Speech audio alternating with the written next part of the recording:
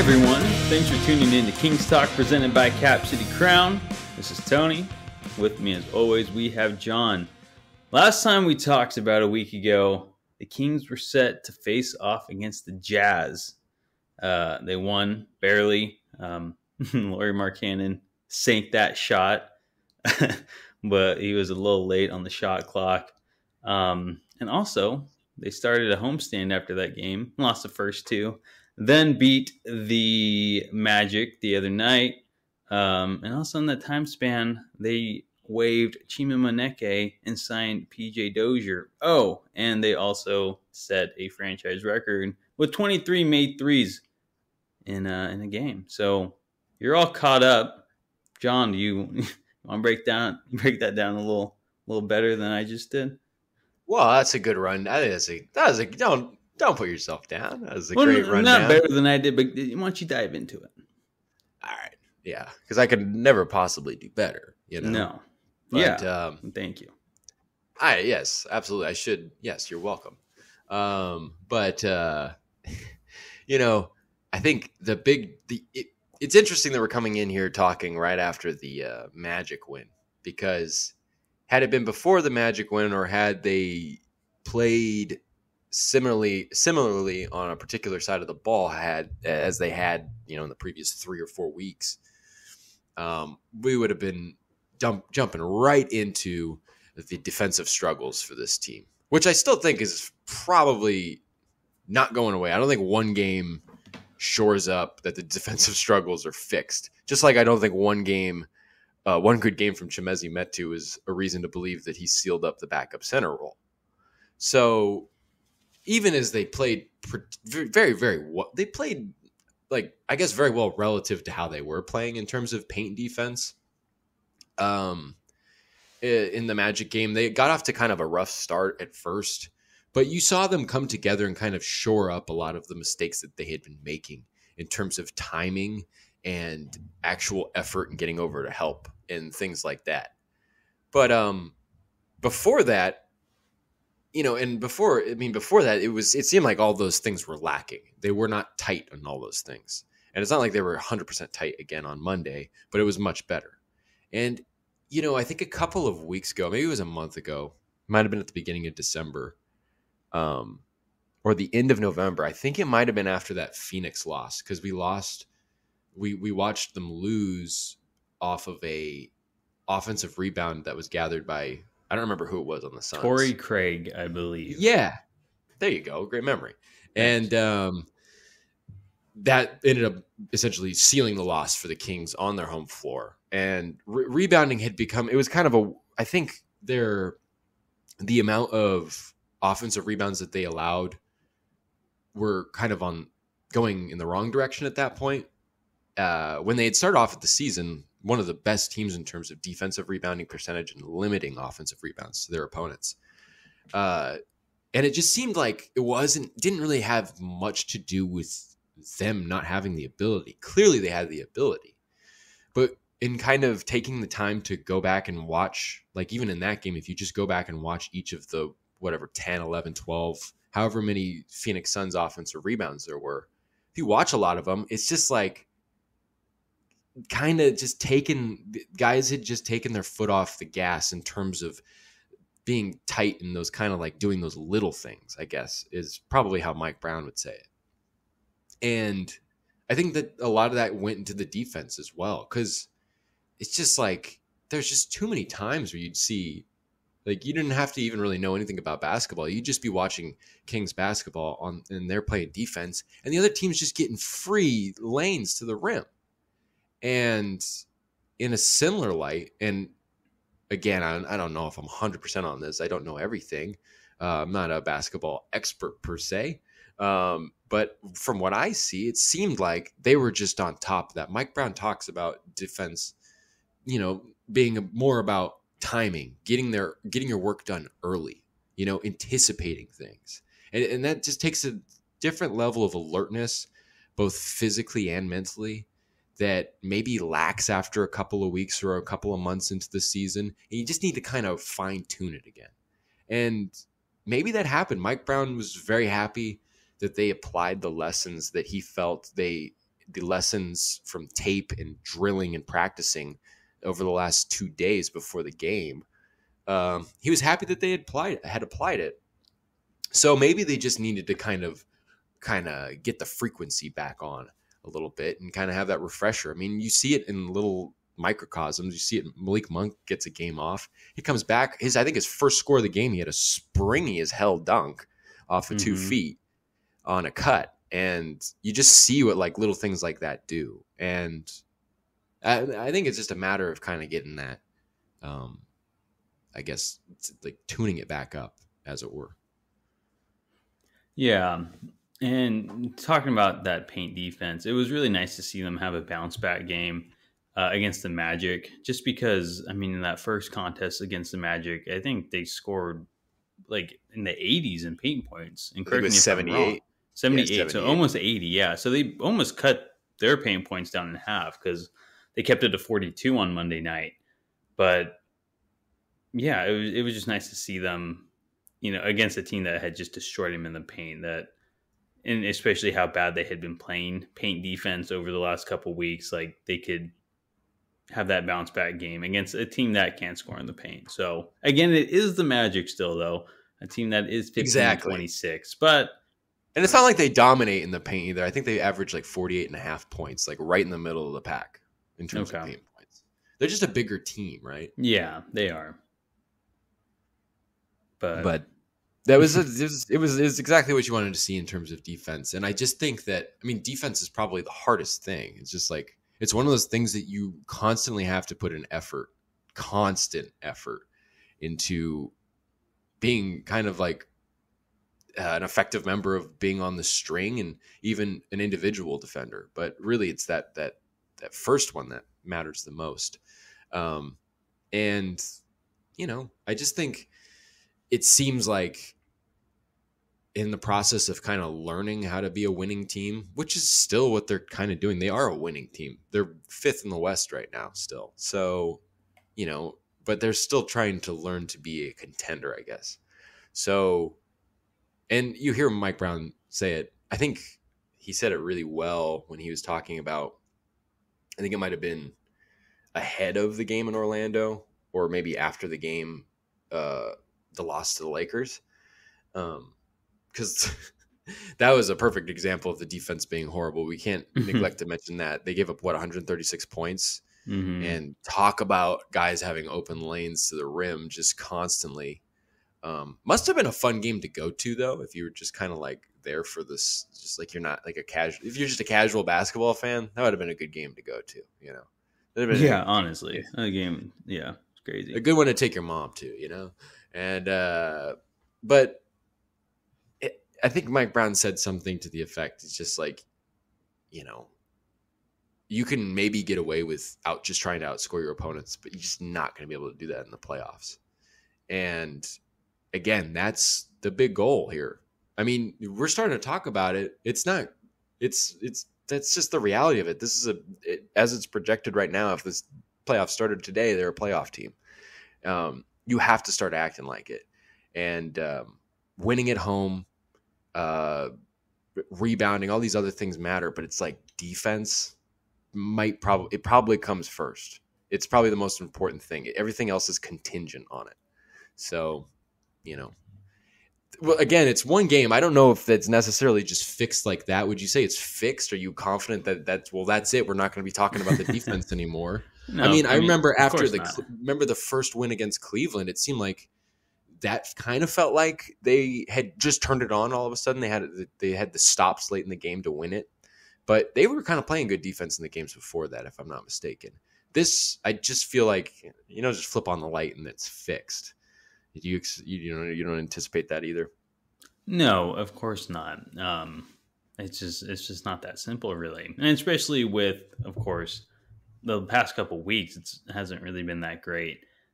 So no, one game isn't going to convince me, but hopefully they start trending in the other direction from what they had been doing over the last couple of games. So maybe it's a good starting point, and they can continue in that trend. But like you said, I think it's going to be up and down throughout the season. We're almost at the midway point in the season. Hopefully he can get it back on track, kind of like how it was during that winning streak they had earlier this year. But then again, it's gonna be poor again, and that's just kind of how the Kings are. None of us are expecting them to be like a top 10 defensive team. That'd be great, but I think most of us are thinking around the middle of the pack, 15 to 20, right, for defensive rating. So I don't know where they are exactly at this moment, but yeah, I just think it kind of comes with the territory of being one of those teams. You're not going to be the best all the time, but you're going to have some good stretches. But you're also going to have some poor stretches as well. But not like how they had been the last 16 years, where it's not even just a poor stretch. It's just poor defense all season. Yeah, I guess not to kind of like stick on the silver. I mean, if we really wanted to stick on the silver lining, we'd say that, oh, wow, yeah, the defense is figured out. But, the big difference, obviously, between this team and, more recent years, the teams of more recent years, is the fact that, like, you can tell that it's bothering these guys that they're not playing good defense. You can tell that there's an effort there to change it. There's no, like, pervading hopelessness going on there, Mm-hmm. So, I mean, that was the talk at the beginning of the season, just the different feel to the team and whatnot. But kind of shifting to another topic that you had mentioned, and I want to start off by looking back to kind of ahead of the season. We were talking about a guy named Chima Moneke, who is a UC Davis alum, potential fan favorite, exciting athletic player, but was kind of a long shot. And we had probably, I think, both come to the agreement that while the opportunity exists for this guy to somehow squeeze into the 15-man and somehow find a way to be an energy guy, maybe off the bench or something. I mean, he definitely had all the makings of being that fan favorite for those kind of reasons that I first laid out. And he kind of made the team and, played in the G League, was assigned to the G League most of the time for, good reason, I guess. When you think about it, you don't really want him to be in your rotation. He's more of a project, if anything, I think it would be fair to say. Yeah.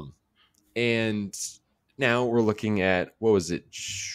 January 6th, I think was Friday. Chima Moneke gets waived. And it's one of those things where that, as Mike Brown said, gives you an opportunity to look at other guys, and we'll talk about the guy that they brought in on a 10-day in a second. But sticking on Moneke here, you can't help but to think back now to kind of, that move to keep him. And I know that you weren't really a fan of it from the beginning, so I don't know if you have anything to say on this. I mean, is this just proof that was just needless, or was that still a kind of a nice attempt to find lightning in the bottle?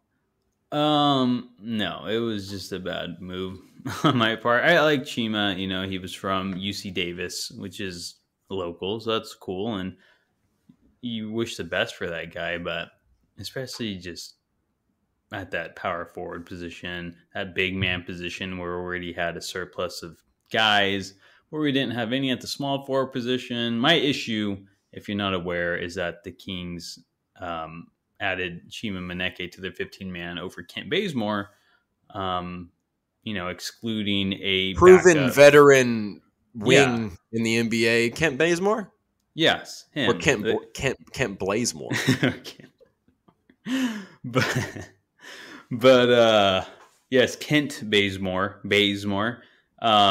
They didn't decide to go with him, and it just took away a backup from Harrison Barnes, who hasn't really had one in Sac.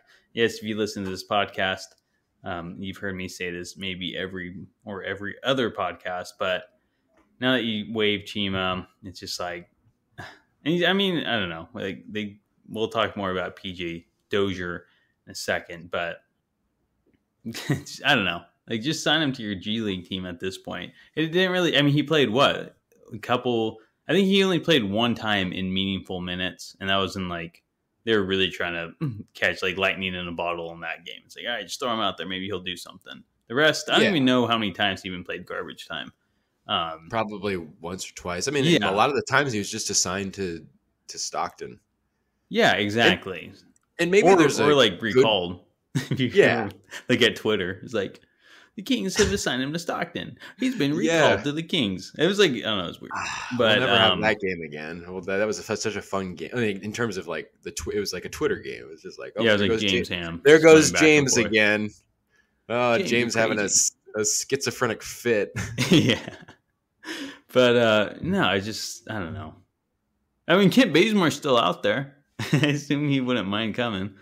But, I thought he would have gotten signed somewhere, honestly. I feel like I thought the Lakers were, well, not the Lakers, because the Lakers were looking at Jeremy Lamb, I think is who I'm thinking of. But I thought he tried out for other teams. But I don't know. He just had that bad of a year on the Lakers last year, I guess. He did. He did not have a bad year. It was very clearly his worst year. Just lost his job very quick. Was just a mistake prone. Like what happened to this guy? Had the quote of the year too. After leaving the Warriors, he said, "I'm leaving the Warriors to go to the Lakers because they have a better chance of winning." Oh my goodness! Just and the Warriors win the championship. It's like Dennis Schroeder betting him, like turning down like a 4-year, $80 million contract to bet on himself, and then he gets a one year like $6 million contract the next. Like, and it's so weird that you end up back on the team that you did. Yeah, I know. Lakers like, all right, get over here for. I don't know. That's right. Just let me tug on your leash, Dennis. Yeah. Come on. I bet it was just to like mess with them. So yeah, we'll sign you $3 million. It's like you understand us? You're ours. It's like, yeah, exactly. God, I don't know. It just seems so weird, but yeah, and more on Dennis Schroeder later in this podcast too. So stick around. Yeah, but Chima Moneke, it's just I honestly take back what I said earlier. This underlines it. I take back what I said earlier, and again, just to tease more topics later, but. I said, and I think you kind of agreed with me, but I'll take credit for it because it came out of my mouth, that I can see, and this was probably in late October, early November, I can see why they would keep Moneke to a certain extent, because that there seems like there's a bit of a potential ceiling there. Maybe you could do something with him. Mm-hmm. Instead of keeping Chimezie Metu, who I felt had proven he didn't have much, if any, value in the NBA, which is still more or less true, but I still think he's been the best backup 5 so far. So I take that back, and I think just cutting Chima Moneke, I'm not cutting. I got to stop saying cutting. He was waived. Waiving Moneke just kind of is an admission. Can you explain the difference between waiving and cutting? Well, I'm not 100% sure, and I was really hoping you wouldn't ask, but I think it has something to do with the fact that like you go through the waiver process. So you have to you don't just get signed by a team. I think you have to get claimed. And now obviously it's not like he's getting claimed off the wazoo. So I think, and people, if you're listening to this, if you have any way of commenting, please correct us. I might do some research after this and write a whole explanation. Can I just read it out? Yeah, please. Am I on the right track? I don't know. I wasn't listening. Okay. Waiving a player in the NBA means that you're allowing other league teams to pick them up and use them on their roster. That's exactly what I said. Okay, awesome. Cutting a player in the NBA is no longer using them as part of your own team's active roster. Waiving players allows for more time than just 24 hours before they must be claimed by another team. Does that make sense? Doesn't make sense. Okay, so is that saying that are they saying that the waivering process is only 24 hours and then they're essentially cut? Is that what they're saying? Read it again. Waiving players allows for more time than just 24 hours before they must be claimed by another team. Yeah, when a player is waived, it means that their contract is not yet terminated, but rather that they are on a waiver wire. So that means I think you can pick up their contract. I think you waive them, Yeah. but another Yeah. team can pick up their contract. I think when you're cut, you're essentially just like their contract's done. That's So an important note to make. That's a good point. But yes, So, yeah, I don't want to say I was right, but I was kind of right. I trust you. You're the waiver wire expert, and when it comes to waiving wires, we're gonna Cap City rely on Crowns waiver wire expert. you. That's all. The waiver wire wizard. The waiver wire wizard. I like that. When's the waiver Right. deadline? I expect a big article. During Stop that.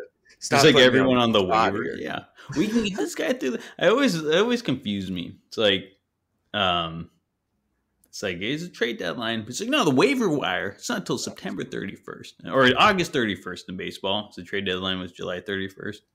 It's like, Yeah, you can still make plays. And then I remember one year the Dodgers got like Adrian Gonzalez, Josh Beckett, like all these guys from the Red Sox at the waiver wire. Yeah. I remember the Giants got Dan Ugla, I think, that way. From the waiver wire. Dan, Yeah, I think that was last one passed. 2012. I think that's when Scooter ended up. Well, no, wait. That might have been 20. I don't even know, dude. It's been a long time. I saw Dan Ugla hit a grand slam Dan Ugla. on the Braves. He was on the Braves. Hit a grand Talk slam. about a guy that offensively played with just the way he stood in the box and his batting stance and the way he'd swing the bat. Just a violent game to him. Yeah. In a middle infielder. I just think that's such an interesting juxtaposition. You know what? Yeah, for real. What a last name too. I mean, I think that just highlights him. Like Ugla. You Ugla. I don't know. I'm Ugla. You Ugla. The world's Ugla. I feel like that's what he'd say. People be like, hey, Dan, how you doing? And he'd just say that every time. It's like, Jesus, what is that? You're right, Dan? It's like Full Metal Jacket. Yeah. But enough with Dan Ugla. Back to the waiver wire. Who's your big waiver wire picks this year? I have no idea. Chima Moneke. Yeah, he's on the waiver wire. But enough with Chima, unless you. Well, have more to I say. wanted. He has more. Before I forget that I have another topic that I want to slide in here before we go on to our new friend. Trying to pull a quick one, huh? Oh yeah, because we're forgetting one of the Nigerian national team players, KZ Akpala. Or what's his real name? Casey. That should be Casey, but I don't know. That's not his real name. It should be Casey. I just think that KZ is a cool way of saying Casey. It's like Casey Akpala. It's like, nah, dude, it's KZ Akpala. I like that. I like that a lot, you know? It's Chikezi, but anyway. Chikezi. I like it too, though. I like yours better. Yeah, I'm going to go ahead and just tell people that that's what it is. If I was sort of semi-right about the waiver wire situation, I think I kind of gained some credibility to bullshit some people. No. But so KZ Akpala has just, every time he's played, I think, over the last month, it's just been pleasant. Yeah. Whether he's giving you 4 minutes or 12 minutes, he goes out there and does what he does. And I feel like there's been, I don't know, I'll pull up his game log right now, but it just feels like, I think he went 1 for 3 the other night. There was a couple of games ago where I think he went 1 for 1. I feel like he's kind of consistently hitting those open threes, you know? And defensively, it makes a big difference. I think he was part of why they played pretty well defensively against Orlando. He had a couple of good moments, stopping the ball from getting inside the paint, getting involved on the boards, and getting involved in help contests. I mean, constantly, I'm always finding clips for different YouTube shorts or something like that of like Domas going vertical, or trying to find Chimezi Metu going vertical, or trying to find Rashawn Holmes not going vertical. And it constantly, I'm finding, like, not all the time, because he's obviously hadn't always gotten a ton of play time, but KZ Akpala in there, getting good contest, shuffling down the lane with guys. And I just feel like he's such an active and good member that just all he said was like, can this guy knock down open threes? And kind of just understand good positioning and spacing on the offensive end, which just seems to have come with time. Because I don't think he was super good at that early on. I think that was one of his big negatives of being on the floor. But I think he's really figured it out, and he's figured out what his place is when he's out on the floor. And just hitting those threes, continuing to be that defensive light, it's just, I don't know. All I can say is it's very pleasant to watch him play. He's always making a good impact. He's not hurting the team. No, Casey's been awesome as of late. You plug him in, he's just going to play great defense and usually on one of the opponent's better players, right? So, I mean, I was kind of critical of him. I don't think he deserved to start any of the games this year. And I know he was kind of starting until Keegan Murray assumed the role not too long into his career. But, yeah, no, he's been awesome. I almost like the backups off the bench for the power forward center to be KZ, and Trey was doing a little small ball five lately too. So I don't know. They just seem a lot more consistent and like they know their role in Mike Brown's defense and just Mike Brown's I guess strategy in general. So no, KZ's been great. I have nothing bad to say about him. He's been playing really good defense, and he got one of the DPOGs, right? The chains after. Yeah, I think he got not the Magic Jazz one. He got the Jazz win. Yeah. Yeah, he's been great. And that's why they got him, right? That's why Mike Brown kept him on the team, and he's really showing why. And he hit a 3 against the Magic. Yeah, I think he's hit a couple here and there. He still seems to me maybe not lost on offense, but you can tell he's very limited in what he can do. I remember watching him. I don't know, one of his appearances in the last couple of weeks, and he kind of like smoked a layup. Like it wasn't an easy layup, but it's like a layup NBA players make most of the time. So it's like you still kind of question his offensive liability. But I mean, if he can just hit that 3 in that corner decently, then that's really all you can ask if he's playing great defense. So I've really liked him. And when I really didn't like seeing him on the floor maybe a month ago, I'm like, okay, like KZ's out, like great. He's gonna play good D, but he's also gonna provide a little on the offensive end as well, and not be too much of a liability. Like they're gonna be playing a 4-on-5. Mm-hmm. Well, it's like almost like just having him out there by improving the defense, it limits any ability to kind of highlight any deficiency on offense. Because the better defense you play, the more stops you get, the faster you play, the less you're playing in the half court, the less he's exposed. The less the more opportunity he has to have like hustle plays, get involved on the glass, or maybe get an open 3, but not necessarily. That's just everything kind of ends up working in his favor in that regard. So by helping on defense, it's almost kind of making him more of a kind of maybe not necessarily a net neutral, but a slight net positive, I guess you could say, if you're doing other things offensively and just overall on the floor. I mean, like. On that end of on the offensive end, that is a net positive. I think it's fair to say even then he is. I think Mike Brown was asked last week, like about KZ. He's playing well. Do you ever wonder? I think he was asked, do you ever worry about like him being kind of an offensive liability? And Mike Brown was kind of just like, and this could be because you see Mike Brown. He's always trying to instill trust and talk up his guys. Sometimes it's kind of just obvious. But he was just so I maybe take it with a grain of salt. But he's like, I don't know. I mean, maybe you want to say he's a liability. Maybe that's what the analytics say or whatever. But I don't think he's a liability or anything like that. So I almost think that by looking at it from that regard, what he does on defense, how that affects the offensive end, I kind of see what Mike Brown's saying if he's coming at it from that angle. But Okpala's been terrific. And in terms of, because it's interesting, you mentioned Trey Lyles playing the small 5 a fair amount. You've seen it. You saw after Domas fouled out in the Laker game, they went to the small 5, which I think kind of worked out. Not necessarily because Thomas Bryant was playing, so it's not necessarily the best matchup for like Trey. But he went to Trey Lyles as the 5 in that situation, as opposed to going to Holmes or a player like Metu who was cold, who hadn't played that game. So like.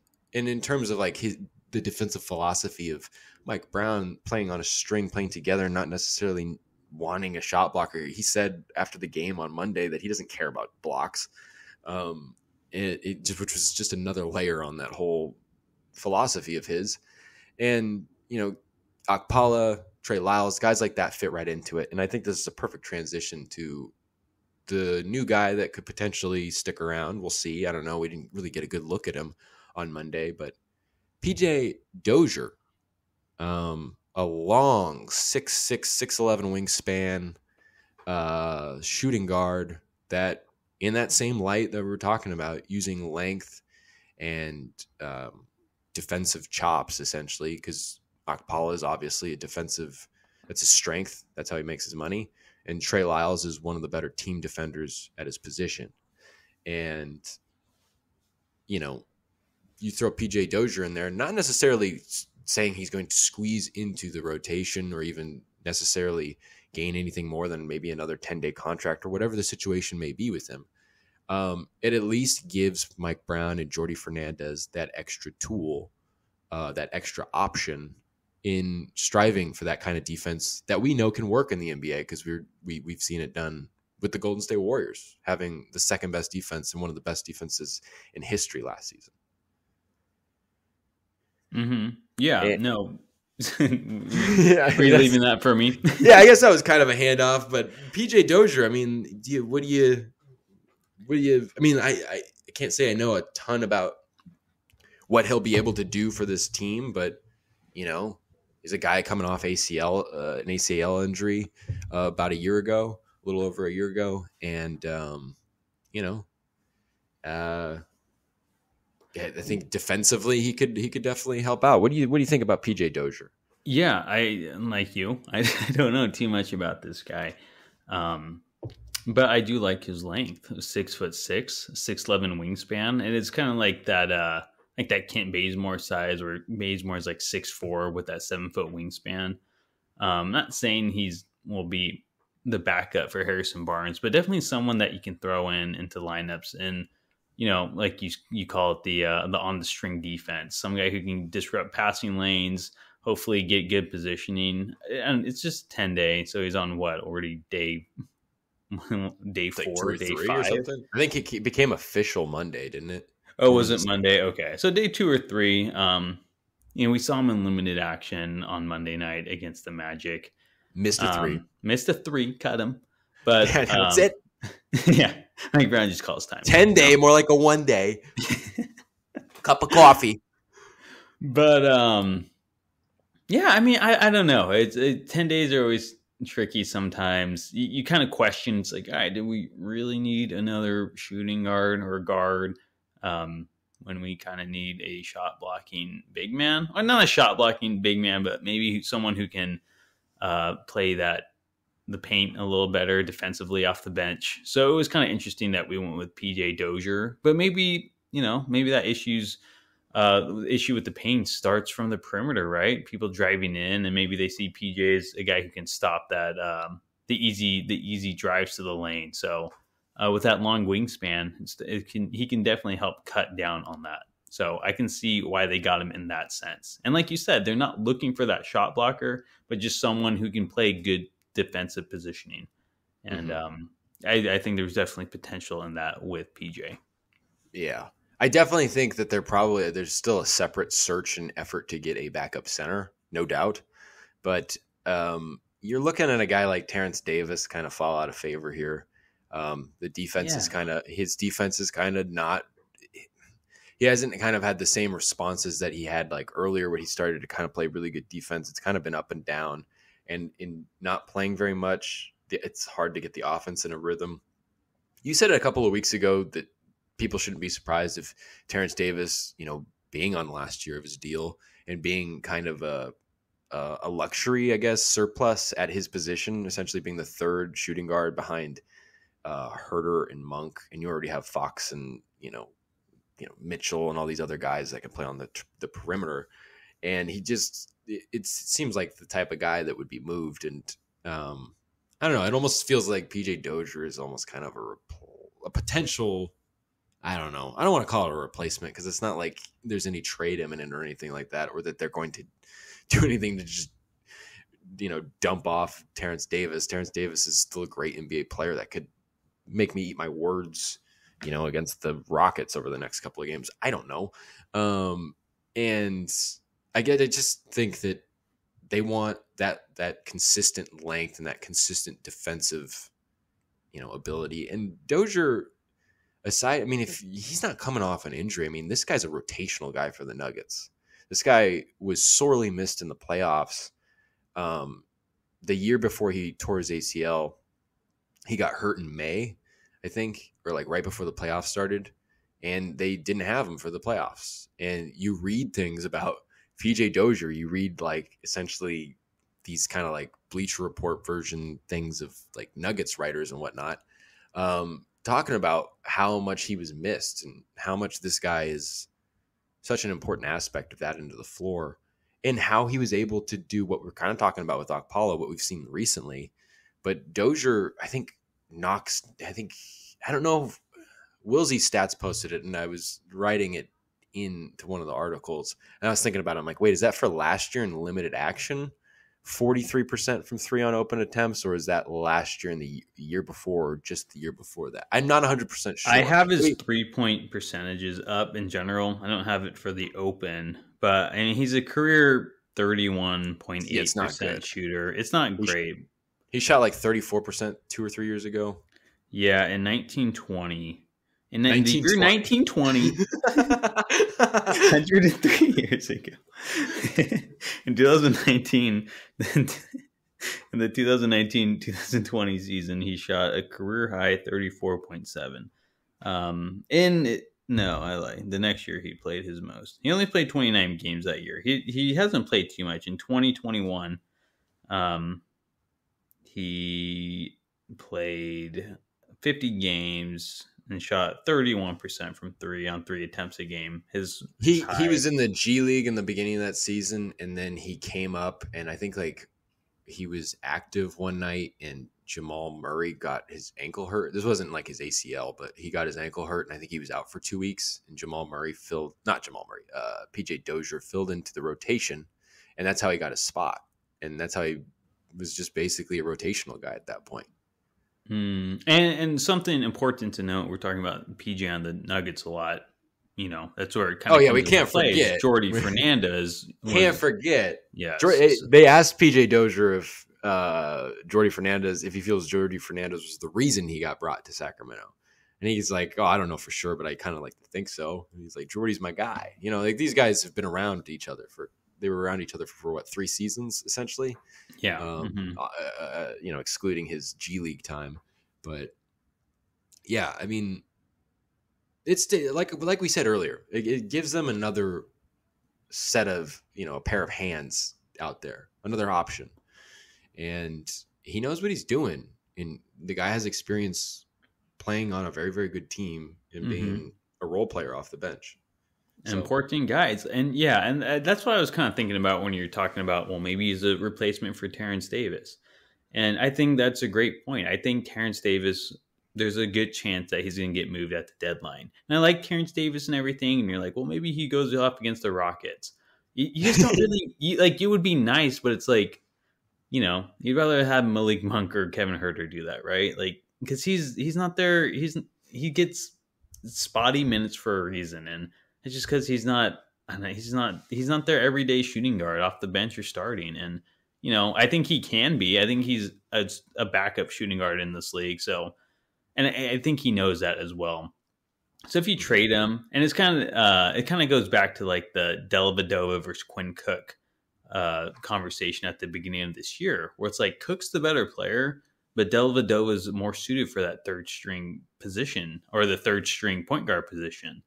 And that's how I kind of feel about PJ and Terrence. Like, yeah, I think he could be a good 6-man in this league. Maybe not like Malik Monk status, but I think Terrence Davis has a lot of potential. And not to get sidetracked too much, but like PJ Dozier, kind of maybe that third shooting guard, or just kind of that wing player. I think he's more suited for that. And like you said, he's coming from a winning team. He knows what it takes. He knows like his role, even though it could be limited, it's still important.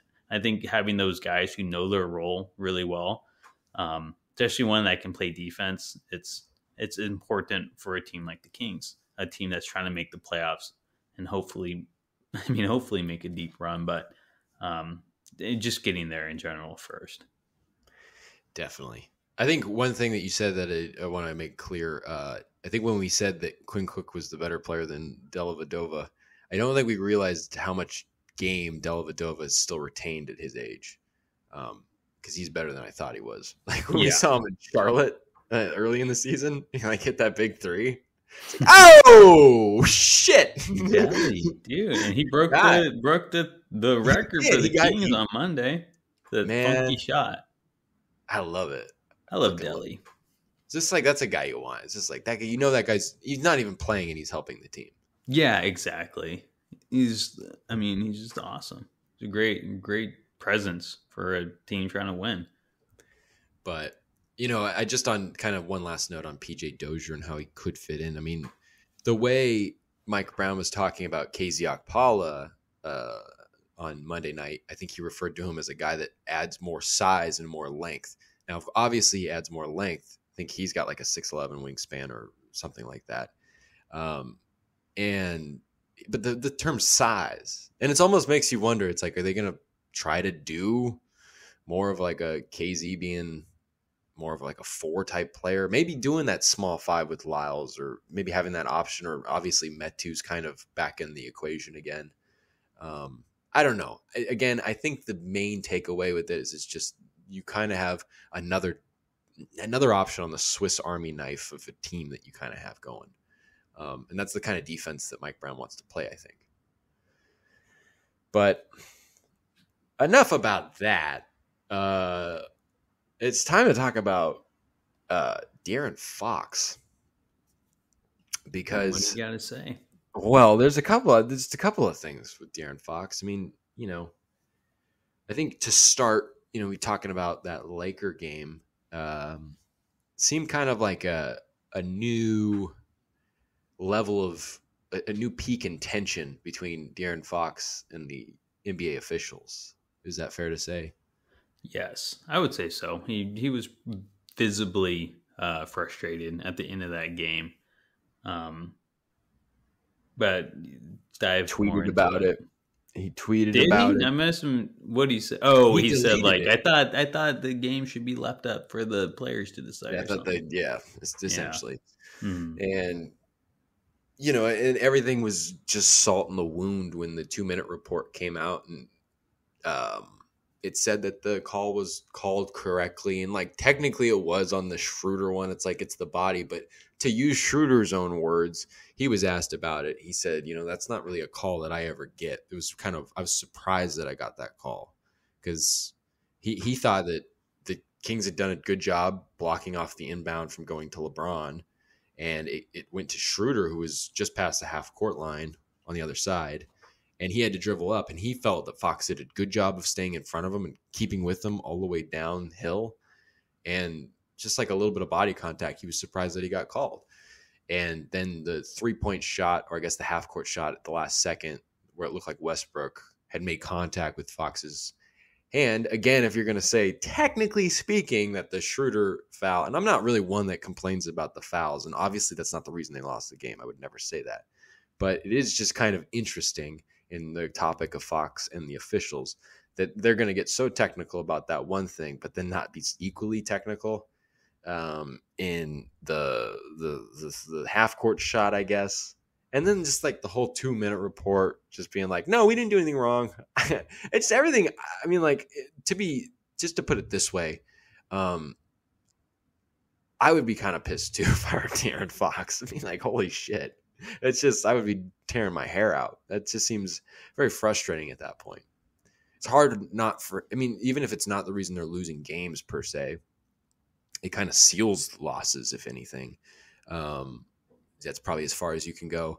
It's still highly frustrating for a guy that, is one of the better players in this league.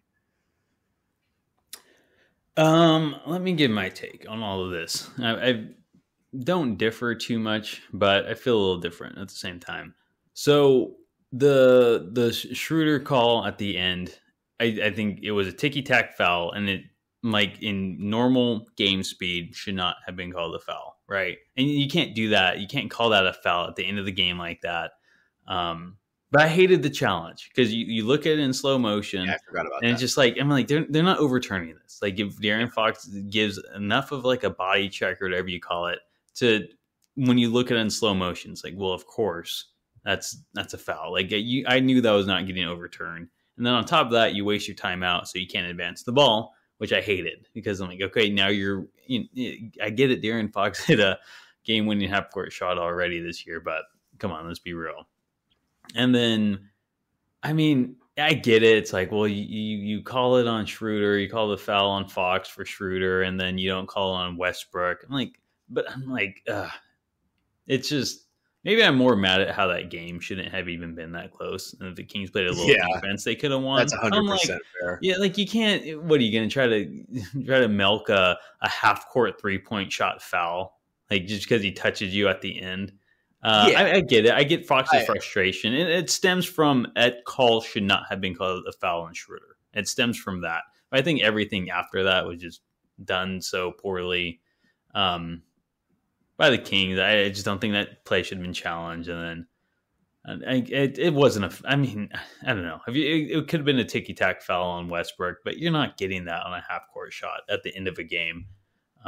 So that's how I feel in the situation, and I'm more frustrated at how the Kings gave up 136 points. And then Fox, I get it. Like, you're mad at the foul call, but it's like, dude, are you trying to win when you're giving up 136 points? But, Domas and Fox, they're usually visibly frustrated during the game. Some calls they don't get, and some are like, okay, like, how is that not being a foul call? I think Fox gets a lot though. At the same time, I think, I don't know if they balance each other out so much. Also pay more attention, but Fox gets a lot of calls at times and gets not a lot of calls at other times. It's kind of interesting, but I don't know. Sometimes I wish Fox and Domas wouldn't complain so much to the refs. But again, I'm not them. Yeah. I'm not seeing the contact. But I always hate those guys on the other teams. And sometimes I just see Fox and Domas holding their arms up after a lot of drives inside. And it's just like, all right, come on, guys. Like, let's not be those guys. Let's not be DeMarcus Cousins again. And they're not that bad, but I definitely see it a lot this year with them too, especially complaining to the refs. And I think there have been calls. Now I'm just going on this tangent. But there have been calls refs have missed.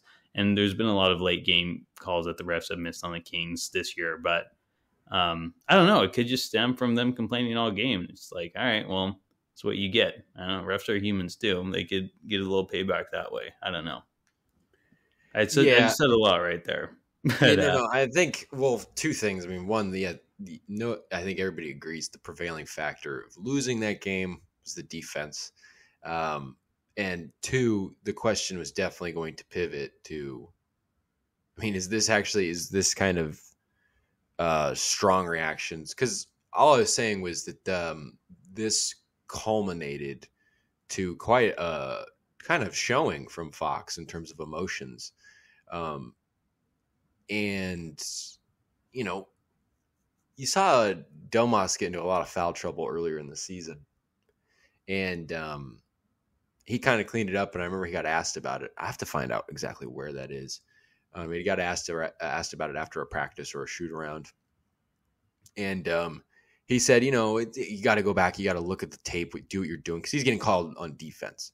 You got to look at what you're doing, make sure you're actually staying vertical and stuff like that. And also being a little nicer to the refs. He'd acknowledged that, there's a little bit of you have to kind of politic a little bit in terms of kind of sweet talk. Not sweet talk them, but, you have to kind of be savvy about it. Like you said, they're people with, senses of self-value, I guess, or however, that's probably a nice way of saying egos. But, they have a high level of authority on a high level notoriety wise. So why wouldn't they be egotistical, I guess?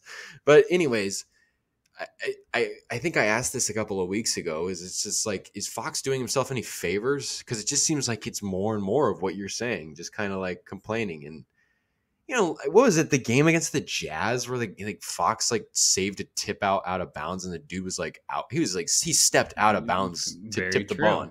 Mm-hmm. It's just I just looked at that. I remember I kind of I don't know, was just kind of to myself here, kind of as an objective viewer, was just well, I don't want to see you complain about another fucking foul call tonight. I remember saying that to myself. Come on, De'Aaron. And I always am a firm believer that, aside from a Western Conference series against the Lakers 20 plus years ago. You're not, I don't know if, I guess maybe the playoffs, you never know what funny business is going on in terms of Vegas, you know what I mean? But you're not in the regular season, those things are even. The calls that you're getting and you're not getting are essentially the same. And I do think that Fox sometimes doesn't get calls going into the paint, but I don't feel like it's every night. It's not every time he goes into the paint. It's like, oh, why is there no call? It's just like every now and then. I don't think it's anything abnormal. It just feels like maybe there's just, I just thought about this. Is there like a bigger kind of demand for, is there something else going on here? I mean, is this a guy that just kind of wants a little bit more respect in general, maybe not just from the refs or anything like that? I don't know. I mean, it's just, again, I guess my takeaways here are I don't know if showing up the refs during the game is the best way to go about it. It's kind of obvious. I feel like that's a fair statement. Mm-hmm. And then two, it's like, is it even like necessary? And I guess that leads to the question of like, well, like, why is he so animated about it? So frustrated. I don't know. Yeah, I don't know either. I think he wants that respect. And we see how John Morant's officiated, and we all hate it, right? But I also see Fox do glimpses of John Morant. I know Fox is a very fast player, and so is Morant. And I think sometimes Fox will just drive into the paint looking for fouls. I don't know if there are fouls all the time, to be honest. But he gets them called for him at points. Maybe not like Morant, but I think he wants that level of respect that NBA stars get because he is a really good player. But I don't know, earn that All-Star first. Maybe that should be a challenge on himself. He wants to be officiated like a star player, then you at least have to earn that All-Star nod first. And I guess kind of going on a different tangent for Fox is consistent play all year round, and he's been playing well as of late, even though he had like 8, quote unquote, bad, like lower stat filled game on Monday, and they still got the win. And he affected the game in other ways than just scoring. But if he wants to be officiated like a star, and I'm not saying it's fair, it's just how the NBA is. Of course, the star is always going to get those calls, and so he's got to get to that level first. And complaining during the game, it's not going to do him any good. And I get it. I get his frustration because there are times where he gets fouled and he doesn't get the call. But that's just the NBA, unfortunately. We see it all the time. We see the other team complain the same way. So I've never been a fan about complaining about the refs or players complaining to the refs, unless it's like really blatant or just happening a lot in a game. But like you said, it's pretty much even. They're going to balance each other out. You're going to get some calls, and you're not going to get others. And you can't just call a foul on every play, unfortunately. Like, even if it is, like, sometimes contact's going to be made, and just how it is. I don't know. It's just, I get it. It's not right, but we've been all watching basketball. Everyone listening, at least the Kings probably for a while now, and we know how the NBA is officiated. So we know the players know how it's played too. So that's all I got to say on it. Well, just transitioning now, I guess. Is De'Aaron Fox an all-star? Because if I had to put money down, because I have a mixed opinion about Fox in the all-star game, because I have a firm belief that he's not going to be an all-star. And I'm not saying, and just wait until I finish, I'm not saying he doesn't deserve to be an all-star. Quite the contrary. I think he deserves to be an all-star, but not for the reasons that generally get somebody into the all-star game. And I think that Monday night's game against Orlando was a perfect illustration of that, because you saw him. He scored like 14 points, I think. 12. I don't even think he got to 14. Yeah, I think he was like 12 something and like 9. That. Yeah. Well, exactly. He had 9 assists. He was a great facilitator in that game, and he was also awesome and played a huge part of the defense, the defensive progression, I guess, that they made in that game, and the outing that they had in terms of being able to do all the little things that he needs to do, whether it's guarding his man, that being the point of the attack, guarding the point of the attack, I guess I should say, or having to transition and come down lower and kind of Mike Brown kind of talks about that where three guys kind of protect the restricted area in a triangle formation. He would fill in and rotate very well from there, and he's quick enough to get back out to the perimeter to defend somebody. He's pretty savvy on the weak side. Coming out of the weak side, he had a moment where he picked up a ball handler and stopped a penetration. He looked good. And it's those kinds of things where I'm like, that's what I love. That's my favorite part of De'Aaron Fox. It's just like not the, I love it when he goes off for 28, 30, whatever the thing is, because usually he'll do it in spurts at critical moments of the game, and it's just like nice. Obviously, that's great, but it's like a game like this where you're kind of like fueling from the like boiler room, you're unseen to the guests in the hotel, and he's just like he's doing a lot of the things that kind of go unsung in a way, and again, I think that's awesome, and it shows how dynamic his game is. We were talking about it when he was kind of nursing that foot bruise and missed a game, and when he came back, the difference that it made, not just for the whole team as a whole, but just the ability to get the ball movement going, to get the pace going, and to have the bench, because he plays so much with the bench, to have the bench rolling. He just does so many things for this team that, that's my argument for being an all-star. But is that a winning argument? I'd tell you right now, it's not. It's just not. He's got to score 24, 20. I mean, he's got to score more like 26, 27 a game to really get serious contention. Am I crazy saying that? I mean, no, you're not crazy for saying that. I mean, it's all about stats. Not all, but mostly, right? Scoring stats particularly. Right? Well, especially for Fox, right? He's a scorer. He's only, if he was averaging like 10 assists a game, it's a little different. But he's not, and it's not his game plan to score that or dish out that many assists. So yeah, it is all about scoring, at least for him and players like him, especially guards, I suppose. But I didn't, like you said, that Magic game where he went like 12 points, 9 assists. Like, yeah, he had the 9 assists, but like 12 points, that's like half of what you want him to score at least. So, but those are the best kind of wins when you see the Kings still blow out a team or have an easy victory with Fox scoring below 20.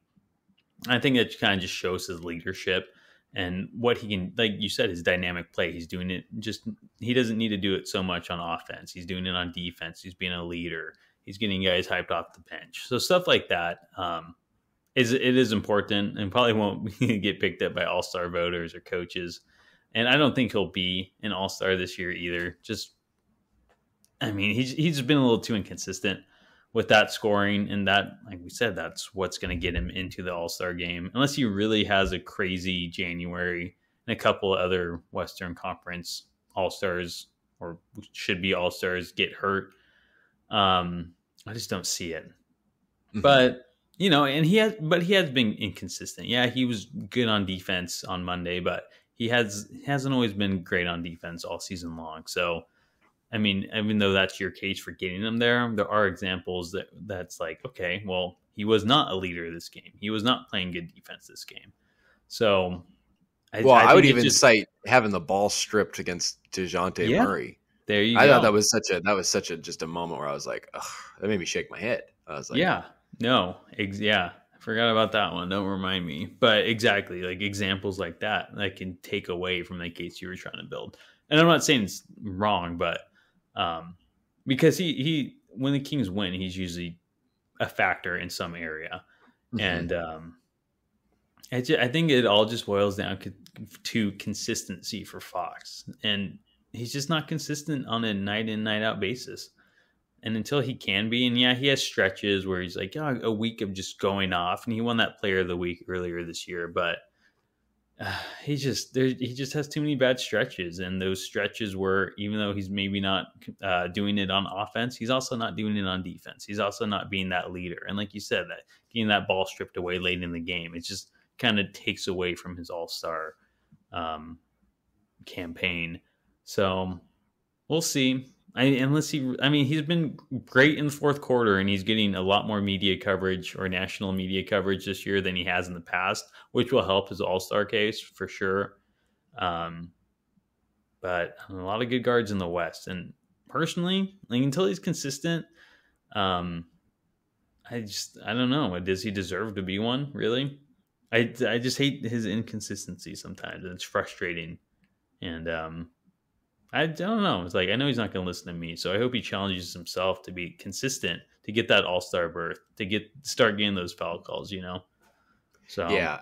I mean, I think we're kind of saying the same thing. It's just one of those things where, I mean, you're probably a little less bullish on some of the other things, but I'm looking. I mean, just from watching the game, I mean, I guess I was looking at the box score last night, obviously, but it is a marvel to see him go 5 of 14 from the field, which is a 35.7 field goal percentage, 1 of 7 from 3. Like that stuff's not like, again, that just is backing up my point for all the things that I said. That stuff doesn't matter in terms of getting into the All-Star game. It's the stuff that you're not doing. 5 of 14 from the field, 11 points on the night. He didn't even have a single free throw attempt in the game. So, that stuff sums up what I'm saying. The reasons I would make an argument that he's going to be an All-Star don't hold any weight in getting anybody into the All-Star game. But you mentioned an interesting point about him getting more national media kind of promotion, and kind of a small topic here, just a note, in terms of Fox and also maybe the Kings as a whole, in terms of, how people perceive California sports franchises, and maybe more specifically Northern California sports franchises. The Raiders have been gone for a while. Maybe it's a chance for the Kings to kind of step up here as a winning team in the NBA now, to kind of get a little more notoriety. And I thought it was interesting on Sunday after the 49ers beat the Arizona Cardinals. Talanoa Hufanga, strong safety for the team and a Pro Bowler, was wearing De'Aaron Fox jersey. I don't know if it's his girlfriend, fiance, or wife, but his lady, for lack of a better term, is sisters with Reese Caldwell, Fox's now wife. So there's the familial ties, as he referred to. And, Hufanga was at the game, I think, he was at one of the games. Maybe it was the Jazz game at home or something. He was at one of them. And then he was at a game, I think, at another point this season, maybe. I may be mistaken. He might have been just at one Kings game this year, but I know he rung the cowbell or whatever. And, there's that connection there. And, it's obviously not the same extent that you're going to get with like having 49ers players show up at Golden State Warriors games, obviously, at the Chase Center in San Francisco. It's not the same thing, but, like the Kings are kind of putting themselves on the map. De'Aaron Fox, as we kind of said, is putting himself on the map. It's just kind of interesting that you can kind of get that. There's a little bit of a pipeline of promotion there from the 49ers who, as a fan, I would say is a Super Bowl contender. We'll have to see what that defense does in the playoffs, though. They didn't do too well against Las Vegas, which was interesting. But, that's a notable franchise in sports. And I don't know, just in terms of maybe this is a better transition to the Kings as a whole. Are the Kings kind of on the up and up in terms of putting themselves on the map? I mean, we talked about at the beginning of the season that they could be on their way to bandwagon royalty. I mean, am I overplaying Talanoa Hufanga wearing a signed De'Aaron Fox, as you pointed out, game worn jersey? No, maybe, I don't know, but they're definitely, like you said, the bandwagon royalty. I mean, yeah, I mean, I think.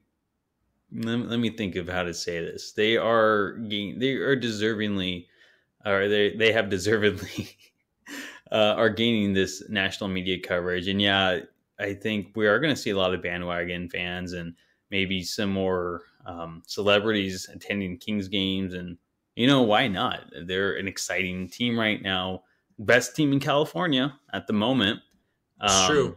Even at, I know they weren't that good on opening night, or that we knew of yet, right? But there was like some big names. I want to say Hufanga was there on opening night, 'cause I was there. You had The Bachelor, Matt James, which was kind of random. 50 Cent's got the whole thing. I mean, this is a very Vivek Ranadive thing. Yeah, And when you that's think where it can about, come and play. you kind of It's think about the important. Kings are almost mirroring the Warriors in that, because the Chase Center has become a very luxurious place, as many have pointed out. You see celebrities there all the time. You're seeing not just 49ers players, you're seeing all sorts of people there that, I mean, I could care less about, but people make a big deal about it. So it's a big thing, and it does play into. I mean, think about the Lakers through the 90s and 2000s. Like, they always had that kind of like lore to it, because it was such a kind of it had a dazzling kind of effect on unsuspecting people, maybe. But it's just interesting in terms of like the Kings are, I don't know, I feel like the perception's fastly changing. It's quickly changing. Yeah, and yeah, well, two things: the For Kings. better or worse. Yeah, it is. It's changing for the better. And one, the Kings are playing really well, and I think a lot of people are supporting the Kings just because they suck. Like, who hates the Kings except maybe Lakers fans, right? It's like it's almost hard not to root for the Kings because they've been bad for so long. So it's like, yeah, good for them. And then two, you got the Beam, and that's just taken really over a lot of national coverage for the team. And it's awesome. It's been really fun. Um, it's been really fun to witness and see everyone just really fall in love with the Beam in Sacramento. I've even seen it being lit up after wins. Um, so they're that's how they're earning their coverage, and it's deserved. And yeah, I don't know. I don't know what else to say. Yeah, I About it. guess that kind of sums it up, and just kind of it's just kind of another step. It is Maybe another step. You're in right. It's another step. Because it is just kind of like if the Kings can continue to do what they're starting, to start their journey, hopefully for something bigger. And I think we're just kind of seeing the tip of it right now. We're like a 49er, a Pro Bowl safety wearing a De'Aaron Fox jersey, and maybe seeing the NBA or just even other teams like post Beam team memes when they beat the Kings. They're like, yeah, like no Beam tonight, stuff like that. And you see like the NBA talk about it, or other big NBA personalities kind of talk about the Kings or the Beam in general. I think this is just the tip. And as the Kings grow and hopefully make the playoffs and get better next year, maybe sign a big name, that bandwagon, the fans, it'll start growing. And, maybe get back to where it was in the early 2000s as a respected franchise and a franchise people want to root for, even if they're not from Sacramento. As silly as all of that sounds to me, that's kind of, I think, I did feel like that's just the nature of the business, unfortunately. And Mm-hmm. for as much, it just seems like for as much as Vivek Ranadive is an interesting figure, I guess, that I would not say I'm a fan of. I would say he's at least decent at that, for however silly the 50 Cent promotional stuff feels. I mean, he's decent, I guess, at getting these names to come to a franchise that hasn't made the playoffs in 16 years. I guess that takes a bit of pull. So Yeah, rebuilding a brand, even, the that's Kings what have he's been doing. this. He's a Yeah, businessman after all. exactly. He's the business side of this franchise, right? Not the operations of basketball, but the business, the face, right? In a way, not in that sense, but um, he's got to promote the team, and I mean, I think he's doing a good job this year, considering the Kings are starting to win. The Beam, I think, in itself was huge, but like that 50 Cent sponsorship, that's he's a big name guy, and so that's not bad. I just think it'll continue to grow in that sense. It's interesting. I just couldn't. It's interesting that just seeing Talanoa Hufanga wearing a De'Aaron Fox jersey can spark this conversation. I don't think I Yeah, expected that. That's interesting. It's just yeah, something to think about it on the is. business. As silly as, again, it may sound to some people, including myself, it is a factor in the NBA, the business side of things.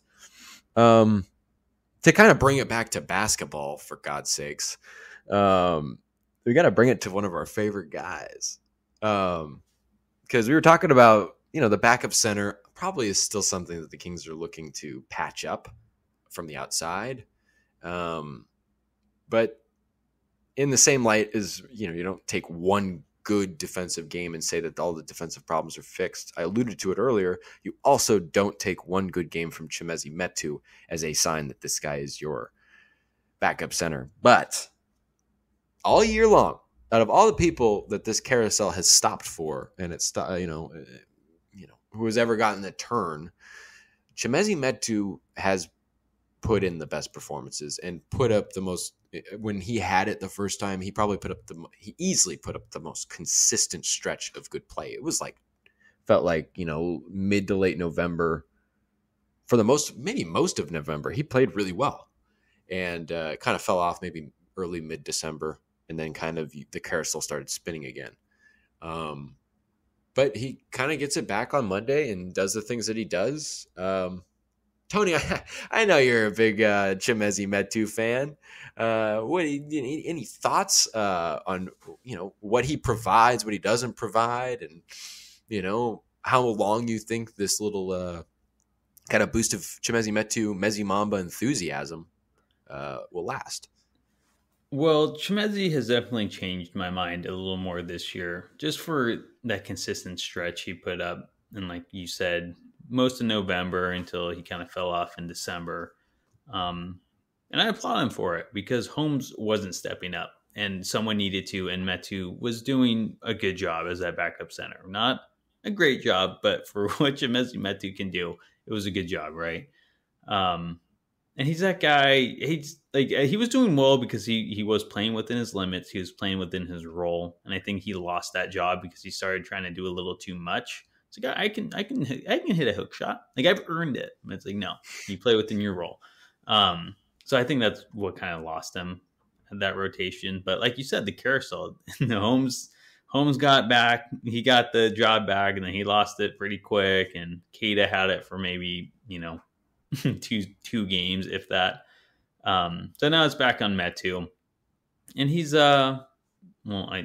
we say it's back on Metu just because he played against the Magic and he did well. I think he had 11 points, 9 rebounds, almost a double. Mm-hmm. So I don't know. At the end of the day, he's not the solution at the backup 5. He's just what we have and doing the best at it at the time being, I suppose. But I think all Kings fans are hoping that we can pick someone up. Like honestly, I really like to get Nerlens Noel at the trade deadline or sometime, right? Yeah, Noel or Plumlee, in my opinion. Yeah, exactly. One of those two, or if not, just someone who can not Mo Bamba. No, we saw Mo Bamba for how many minutes the other night, and he did not look good. No, he played 9 minutes, 0 for 4, 0 for 3 from the field, no rebounds. Did have 2 blocks, I guess, but again, who cares about those? In the words of Mike Brown. Yes, exactly. So I don't know. Like I said, hats off to Metu. He's doing the most with the minutes he's given and in the role he's given. As long as he doesn't play outside of himself, like we saw him do. But like I said, at the end of the day, it's just if the Kings want to actually be a good team, a winning team, and it's not saying they're not with him at that backup 5, but if they really want to, they can be a lot better if they get a decent backup 5. And they're doing what they can with Metu, but you're going to see him, probably play himself out of the rotation again this season if no one else is picked up, and it's the Holmes, Keita, maybe Len, Metu carousel. It's just going to keep going in that circle. And that's just how recent history dictates that's exactly how that should go. Mm-hmm. And for whatever the things that Metu does that are good, and there are a fair amount of things that he does well. You have an energetic, high-performing bench led by Malik Monk usually. He could fit right into that, running the floor, kind of nesting under the rim, I guess, to get dump-offs and lobs and stuff like that. And he's, I think fundamentally speaking, he's a better defender than Rashawn Holmes. He doesn't always have the best moments. He's pretty decent on the glass when he's got it going. It almost seems like as long as he's applying himself to the right direction, he's pretty decent. And then you have to give this also some credence as well. What Mike Brown always says is that Metu's giving the team a completely different look. Metu may be smaller than all these other centers, but he's faster than all of them. He's more athletic than all of them. If he can somehow, again, this might be kind of banking on something that I don't necessarily think is a surefire thing at all. You know, if that can pan out and Metu can be consistent, then that's a great offering. If he can play within himself, affect the game the way he can affect the game, and use his very unique physical skill set as a center, that being an undersized athletic one, to his advantage night in and night out, then great. But that's the problem with Metu, is can he stay consistent? And that's what you're looking at when we're talking about getting a Nerlens Noel or a Plumlee, because you'd be getting a consistent guy. You'd be pretty much, barring injury, you'd be shoring up that backup five. And that's been the problem this year is, you've had Metu played well for a month, but what does that matter if you're not able to sustain that? That only lifts you for so long. That doesn't solve the issue. So, I don't know. I'd love for Metu. By kind of getting another opportunity, I guess, at the backup five, it kind of gives you hope again. But, he's got to prove that he could be consistent. I don't know if that's 100% what he can do. And I think that when you're thinking about it, I feel like in terms of having that option, maybe in certain matchups, to be able to use Metu, not to have to rely on him as the backup five every game. There's still value for this guy on this team and for him to get minutes at times. And he's also, to his credit, done a pretty good job of staying ready. I mean, he gets the minutes thrown back in his lap Monday night and he looked great. So he's staying on top of things, and he's proven that he can stay fresh and prepared for any opportunity that may befall him. So good for him in that regard. But backup center, you got to be looking for a consistent option. 100%. Like you said, Metu, probably not anyone's first choice as that backup center. But again, they're even if they get a Nerlens Noel or whoever, there is still room, a place for him. And like you said, he's a different physical skill set as a center. He's a little smaller, but like you said, quicker. And Mike Brown has said that he kind of likes the change of looks between him and Sabonis. So he does serve a purpose and can, do things for the Kings. But yeah. Wow, we're just brimming with enthusiasm about Chimezie Metu as usual, Tony. Yeah, I love the dude. Right, he's my favorite. I don't know if he did. He can. I don't know if I can call him Mezzi Mamba anymore though, because the things that he does, these aren't Mezzi Mamba moments when he's playing well. He's not hitting game-winning threes. No. You don't earn my respect till you hit 4 game winners in a season. Score 45 points. You just call him MZ Metu, like KZ. Like KZ. Yeah, or CZ, CM. I like MZ better, even though his name's MZ. Yeah, Mezzi. Mezzi. I like it when they call him. I like it when Katie Christensen calls him Mezzi. She says it with that little flair to her voice that she does sometimes. Like, all right, Katie. Oh my God. Let's not get started on the announcers again. That's how we started last week. We talked for 20 minutes about them. Fucking yeah. The whole you guys want to hear our input about Kyle, Katie, and Mark? That was honestly 39. That was such a gushing. That was just a bunch of gushing essentially about Kyle Draper, how great he is. Yeah, essentially. It's essentially what it boiled down to. Essentially that you take Mark Jones and Katie Christensen and pair him with with Kyle Draper. Kyle Draper just looks like the best announcer ever. Your boy Drapes. What can I say? Your boy. And I did some research on that. That stretches far back to his Boston days, the Drapes thing. But I don't know if he'd always been saying that here in Sacramento. Maybe he didn't earn the Drapes nickname in Sacramento. Maybe it took a while for that to stick. He just was nervous. He's like, all right, this is the game. I'm going to break it out. And he stuck to it. I'll give it to him every time you see him. And then coming up after the game, it's your boy Drapes coming up after the game. He says it every time. So gotta love him, I guess. I don't know. Still better than Mark and Katie, in my opinion. But enough with that. John, anything else to talk about? I think that's it. I think we covered everything. I think one thing we didn't note, and we don't need to make this a topic, just to note, Harrison Barnes, 30 points last night. Love it. That was nice to see. Keep up the 3-point shooting, Harrison Barnes. It's the missing link to your game this season. Makes all the difference. He looked great against the Magic. So hopefully you can keep that up. Looked aggressive too. So, but yeah, going forward, the Kings have 2 against the Rockets in their 5-game homestand.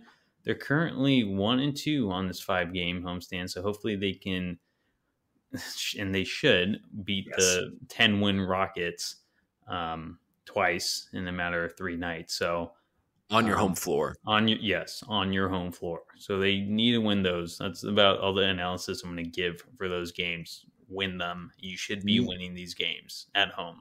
So, and then one of them was supposed to be on ESPN, but no more. So, I hope by the next time we talk, I think we'll have 2 Rockets games and a game on Sunday. Spurs, yeah. The Kings have an easier schedule coming up.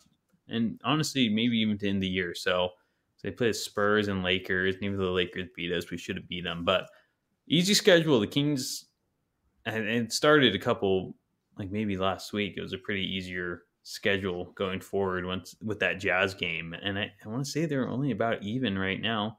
Like you said, last week, 12 of their 15 games were, or maybe even 13 of their next 15 were against teams below 500. And yeah, I think going into that homestand after the 6-game road trip when they were playing Charlotte, it was like 15 of their next 19 were against. And then it was again, I think it was like 12 of their next 14 after a certain point. And it's really important too, because right at the end of January into February, they go on the longest road trip of the season. I think it's 7 games. 7-game series where they go from Minnesota. They do 2 in Minnesota over 3 nights. Then they go to San Antonio, Indiana, do a road back-to-back from New Orleans to Houston, stay in Houston and play Houston after a rest day before coming home. And then you basically have 3 games after that before the All-Star break. So that'll be kind of a draining period. You'd like to be able to rack up some wins. This was what was so important about this stretch. And now you have to really seal the deal. It starts with these 2 Rockets games. Yeah, they have not been doing that hot on the home floor as of late against teams they should be beating or could easily beat. So let's get back on track, make it 3 straight wins with 2 wins over the Rockets and hopefully over the Spurs as well. So again, we'll cover that and recap it next Tuesday or Wednesday when we talk again. But John, anything else? Nah, that just about covers it. All right. Well, thank you all for tuning in to this episode of Kings Talk. Until next time, have a good one.